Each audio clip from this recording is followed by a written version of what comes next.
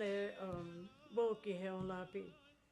Oia te le nach on peke le na on ke api e.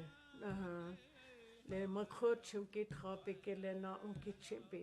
Taku on ki trape ke le na hekta ke la krota ki on ki chipi. Chawo ki he onichilape. We are the matriarchal Tichuan Lakota Oyate of the Oshedi Shakoan, an indigenous First Nation people of Turtle Island, the continent known as North America. In togetherness with our buffalo relatives, the Tatanka Oyate, we once roamed freely across the vast prairies and hills of the northern Great Plains, until the occupation of these lands by the expanding United States Empire. Born over thousands of years, our sacred way of life taught us to live, love, and thrive, qualities that endure in our survival today. As we move beyond 7 generations in our unyielding struggle to resist genocide, our matriarchal grandmothers are taking back their strength once again. In togetherness with Lakota warriors and people, we speak out for accountability and change to end the atrocities that keep us from healing our nation. Only by understanding our story can our people live free once again. To our relatives from the 4 directions, we ask you to listen not only with your ears, but with your hearts. From the Pine Ridge Indian Reservation in the place you know as South Dakota, this is our story.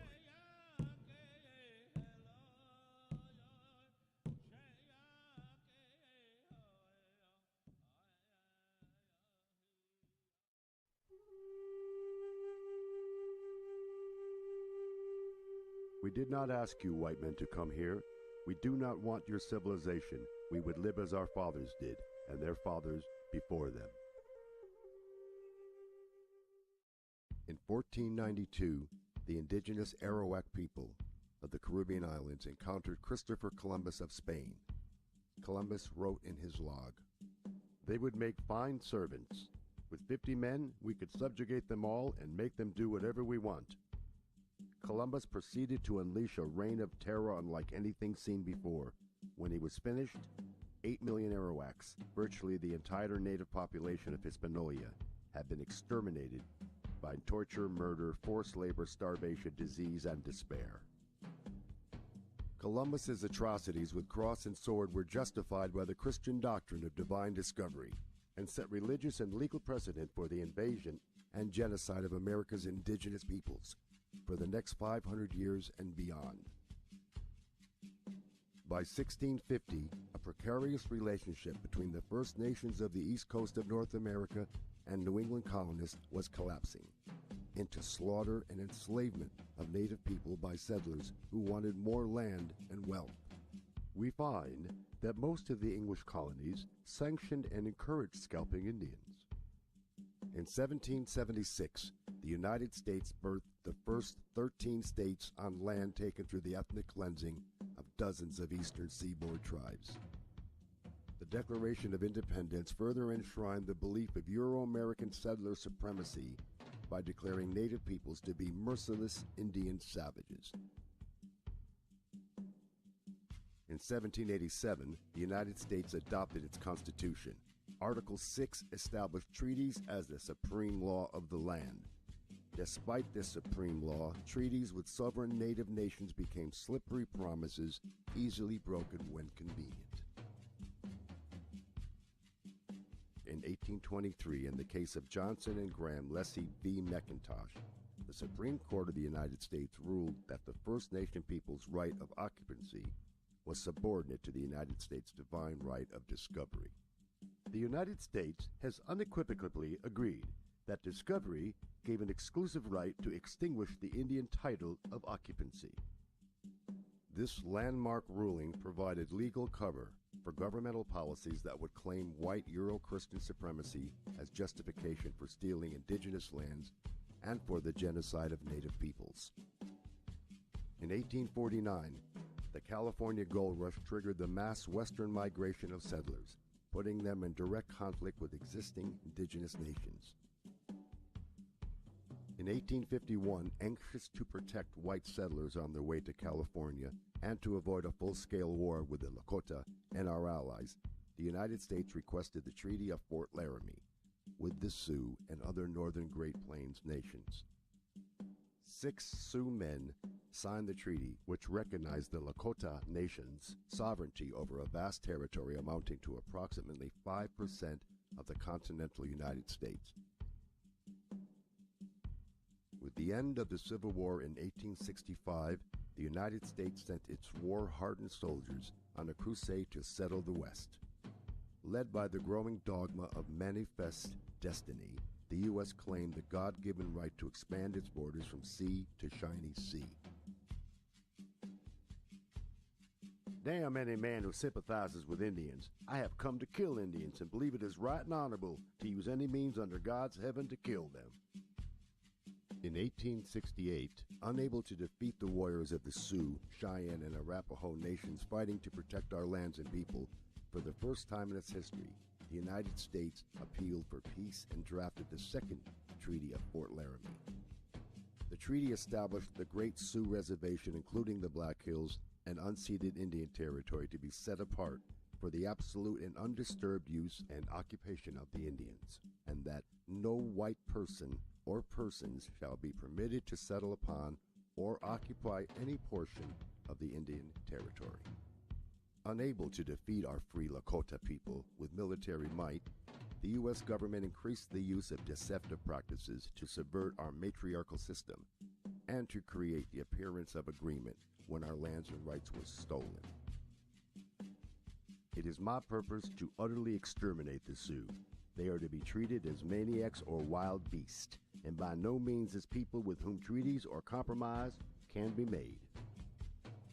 Just 3 years later, in 1871, the U.S. government ceased to recognize Indian nations as sovereign and independent with the passage of the Indian Appropriation Act. This legislation legalized the theft of our treaty-protected lands and further threatened our way of life with our buffalo relatives. The civilization of the Indians is impossible while the buffalo remain upon the plains. The mass slaughter of our buffalo relatives, the Tatanka Oyate, lasted from 1871 until 1910. In just the first 7 years, buffalo hunters decimated the great herds of buffalo, nearly to extinction. The U.S. Army encouraged the slaughter by providing free ammunition and supplies.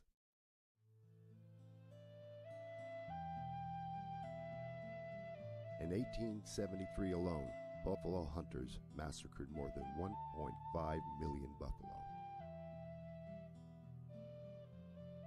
As planned, our people became increasingly dependent on the U.S. government for even the most basic of human needs, like food, clothing, and shelter.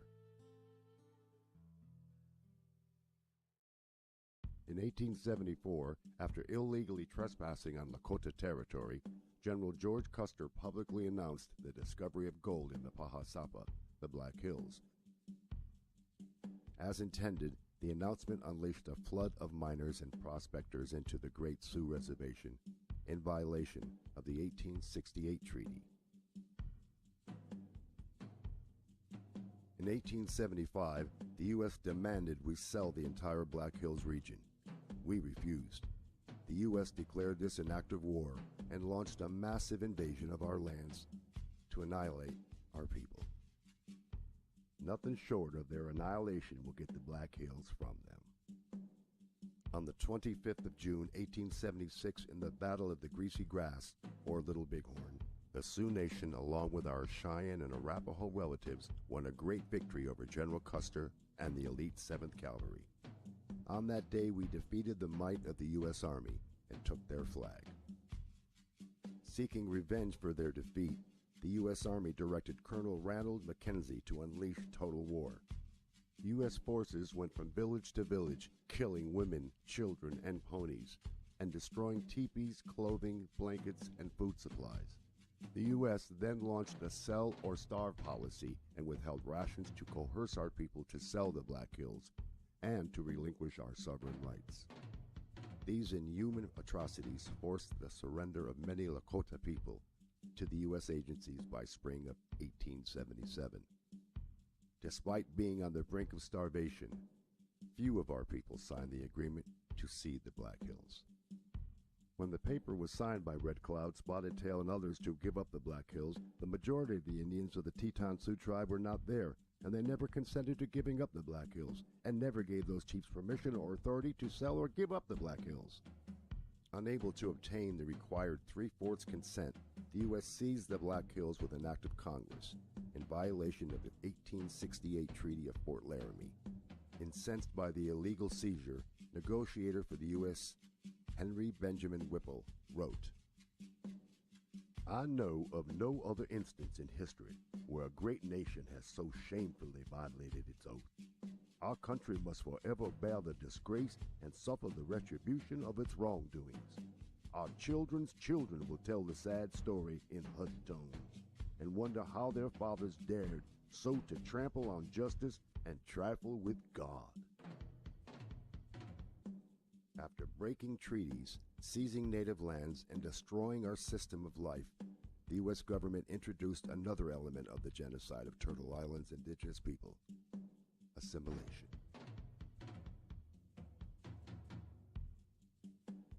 Kill the Indian, save the man. In the 1880s, the U.S. government joined forces with Christian and Catholic missionaries to steal native children, as young as 2 years old, from their families, ship them to schools far away, burn their clothes, and cut their hair, deprive them of loving family contact for years, and use mental and physical abuse to force their assimilation into American society and the Christian religion. There are but two goals for the Indians: civilization or annihilation. In 1883, the U.S. created the Code of Indian Offenses to criminalize our culture and spiritual practices such as the Sundance, the giveaway, gifts for the bride, feasts, and medicine men. Punishments included fines, hard labor, imprisonment, and withheld rations. In 1885, the U.S. Congress continued its assault on tribal sovereignty by passing the Major Crimes Act, which unilaterally extended U.S. jurisdiction over major crimes into sovereign Lakota territory. In 1887, the U.S. Congress approved the General Allotment Act to divide communal land of the Great Sioux Reservation into individual parcels of privately owned property assigned to tribal members. Our people had no concept of individual ownership of our Mother Earth. The Indian must be imbued with the exalting egotism of American civilization, so that he will say "I" instead of "we," and "this is mine" instead of "this is ours." 2 years later, in 1889, in violation of the 1868 Treaty of Fort Laramie, the U.S. Congress passed an act to divide the Great Sioux Reservation into 5 separate and smaller reservations, including the Pine Ridge Reservation.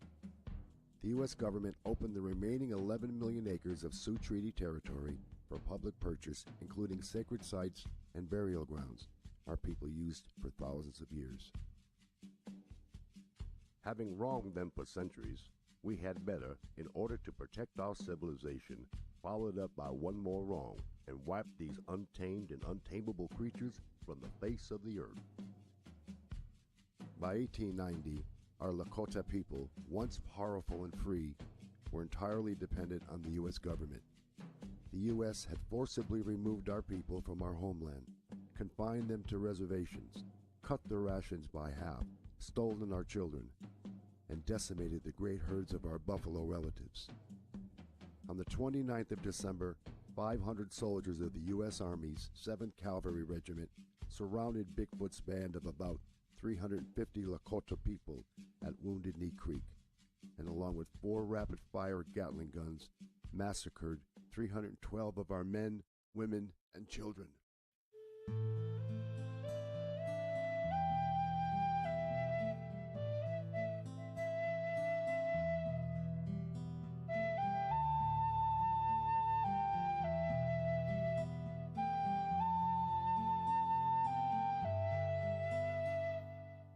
Our people know Wounded Knee as a massacre.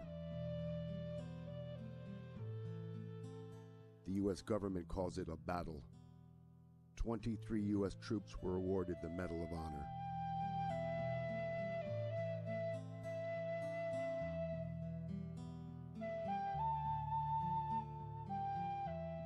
Something else died here in the bloody mud and was buried in the blizzard. A people's dreams died here. It was a beautiful dream. The nation's hoop is broken and scattered. There is no center any longer, and the sacred tree is dead.